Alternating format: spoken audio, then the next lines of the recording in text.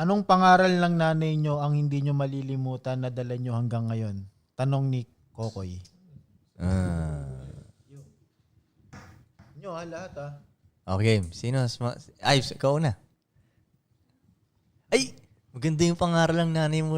Alam ko yun may isa akong natatandaan na pangaral ng nanay mo. Yung about sa masamang inggit, Ives. Naalala mo na? Good inggit, bad inggit. Masamang inggit. Yung bad inggit. Oo, meron naalala ako na sa masamang inggit. Oh, yun. Ipaliwanag mo daw. Huwag ka masyadong flashy. Kasi madami kasing masamang inggit sa probinsya nun. Meron time na pag yung kaka-flex nga, yung ganun-ganun. Parang masyado ka nang ma-attention. Mag-ingat ka sa masamang inggit. Hindi ko alam kung sinunod mo ba yun. Dala niya lang. Hindi. Dala niya lang. Hindi talaga eh. Hindi talaga. Pero dala niya lang yung payo. Dala lang niya. Ano lang, parang Huwag masyadong flashy. Tayo na pag yumaman pa to si Ives, hindi ko na ma-imagine yung flashiness na ito di ba? Di ba? Manakabulag ka na talaga, tol, pag yumaman ka pa. Okay na Holy din shit. naman. Okay din naman na ganun ka na alam mo nga yun eh. Okay. Di ba? Kunyari yan, di ba? Sinasabi mo nga ako, di ba? Flashing-flashy na ako nun. Pero alam ko yun. Alam mo. Na parang, ina mo, di ka makakaisa, gago. Oo. Galing ko sa madilim eh, bago kuminang ng ganito.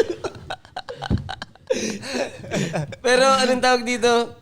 Ang isang isisingit ko sa topic na yan, yung, di ba nga yung, pero hindi tinuro ni nanay ito.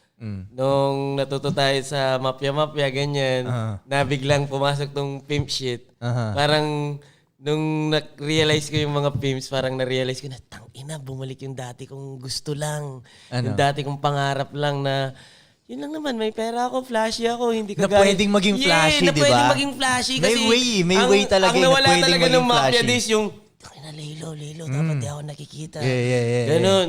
Nung pumasok yung pimp na, putang Pwedeng ina. maging flashy. Oh shit, tangina, ito na ulit. Pwede ka palang Sila lang yung pwedeng ano maging lang. flashy sa hood na hindi sila ginagalaw ng mga tao eh. May technique eh, di ba? Hindi ka tulad nung, kaya drug dealer ka, papanggap ka pang hindi drug dealer eh. Di ba? Hindi ka pwedeng mag-flash ng ganun eh, di ba? Pero pag mga pimpin, sila lang yung OA pa nga yung pagka-flashy nila eh, no? Naka-pink pa, naka-light green, di ba? OA sila mag-flash. Pero may way kasi na ganun. Yeah. Tsaka na natin ituturo yun. Ikaw, Doy. Ikaw, Doy. Sabi ng nanay ko, wag maging madamot sa pagkain. Huwag maging madamot sa pagkain. Sa lahat, mate. Kasi doon din matitest eh. Kung once na madamot yung isang tao sa pagkain, may something lang. wrong sa kanya. Gets. Okay. Yun.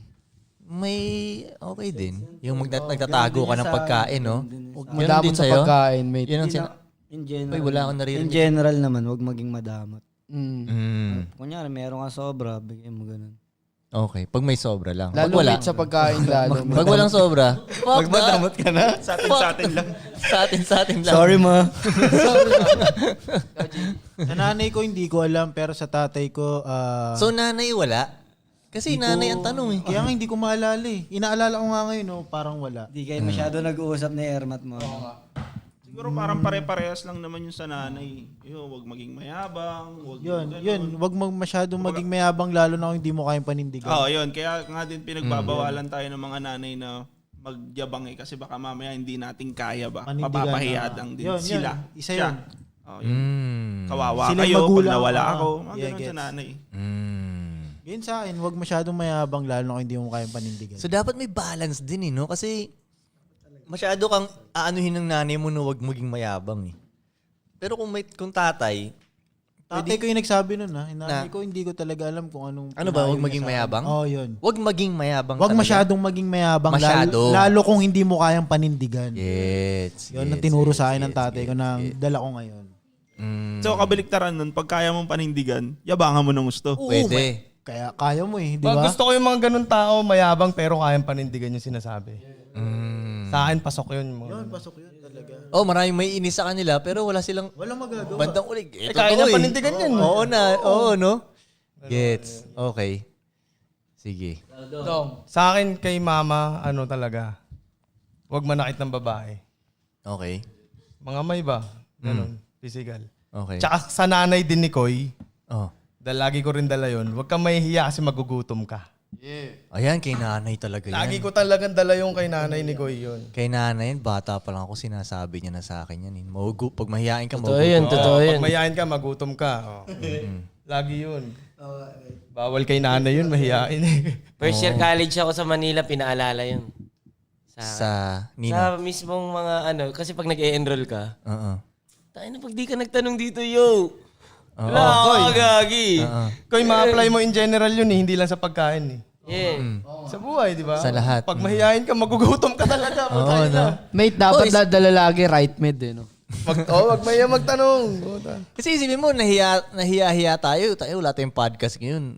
Wala diba? tayong mga Good music example. kung nahiya tayo, di ba? Gutom tayo nun. Oo, gutom tayo. Ang pinaka-naalala kong talagang yung unang sinabi sa akin ni nanay yun, yung pina-order niya ako sa Jollibee nun eh. Sabi niya, order ka dyan sa Jollibee. Hindi ako makalapit. Ay, lumapit na ako. Nandun ako sa harap. Hindi ka napagsalita? O parang hindi ko matawag yung ano. Tapos nauunahan ako ng ibang customer ba. Tapos yun, balik ulit ako kay nanay, di ba? Tapos parang anong nangyari? Sabi ko, tapos parang hindi ko masabi na ano ba. Sabi niya, doon niya sinabi yun. Huwag kang mahiya. Magugutom ka niyan. Sino mo mahihain siya, magugutom. Yan, oo. Kaya lapit ulit ako dun sa dun sa cashier bilang, hoy. Hindi naman ganoon, pero nawala na yung hiya ko. Sa'yo, Chicks, naalala mo ba ang ng nanay mo? Ayun, ganun din. Yung wag mahihiya at saka yung kawawa siya pag kawawa ako pag nawala siya. Pero mas tumatak sa akin yung sa tatay ko na ang barkada, nandyan lang yan kahit mawala ka na matagal. Kung totoong barkada mo sila, pagbalik mo, barkada pa rin sila. Mahilig sa barkada tatay mo siguro, no? Medyo. Marami siyang... Mabarkada? Di siya mabarkada eh. Kumbaga, kaya niyang iwanan yung barkada para humasil. Pero Gets. pagbalik niya, barkada niya pa rin yung mga nawawala. Gets. Okay. So sa'yo, ano ba yung sa'yo, nanay mo? Huwag mainggit? Ay, ano ba yun? Yung sa akin din, huwag mainggit ang sabi ni nanay. Huwag mainggit, ha? Huwag maging madamot. Huwag maging madamot. Okay. Si tatay naman, tol. Kay tatay ako, hindi, pantay pala. Pero yung mga kay tatay, nakakatuwa yung mga ano niya eh. Like, Kay tatay, mababaw lang pero may laman. Ganun manitayin si tatay. Oo, ganun. Parang huwag masyadong malakas yung music. At sakto lang. Oo. Na pwede mo rin i-apply sa kung ano-ano eh. Huwag may todo, sakto lang. Oh,